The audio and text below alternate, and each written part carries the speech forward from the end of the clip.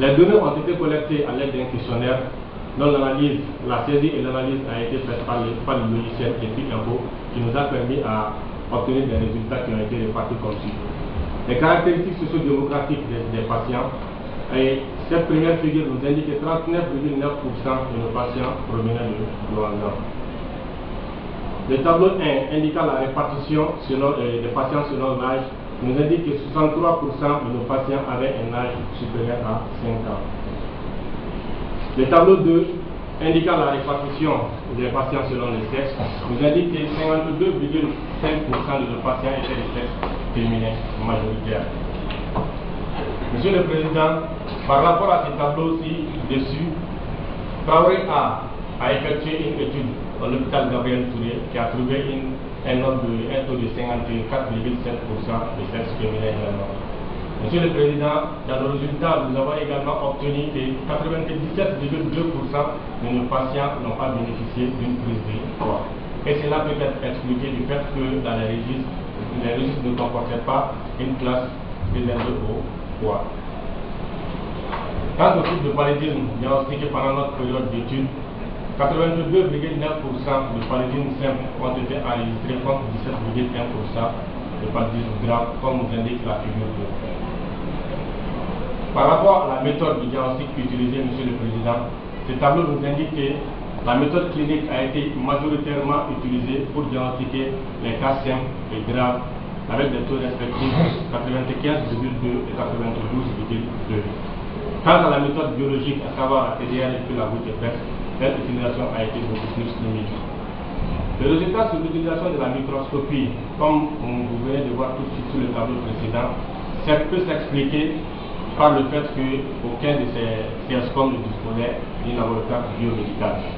Quant au faible taux de TDR, à savoir 4,8%, cela peut s'expliquer par deux faits. En un premier temps, d'abord la rupture de ces intrants pendant la période de notre étude et en non-mention de ces informations dans les registres par les prescripteurs. Monsieur le Président, comme nous le savons, la confirmation des cas de fièvre avant toute l'administration des antipaludiques étant une recommandation de l'OMS, notre étude note une insuffisance quant au respect de la politique de prise en charge.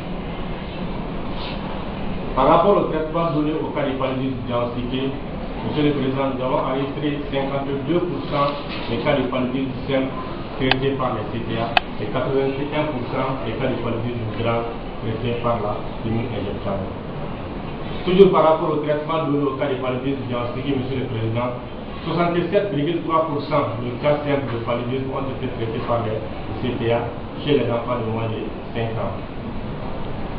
Ces taux de prescription des CTA et de la quinine injectable continue au cours de cette étude pour traiter les cas simples et graves paludisme note une tendance positive, Monsieur le Président, dans le cas de respect des directives de la prise en charge des CSCOM.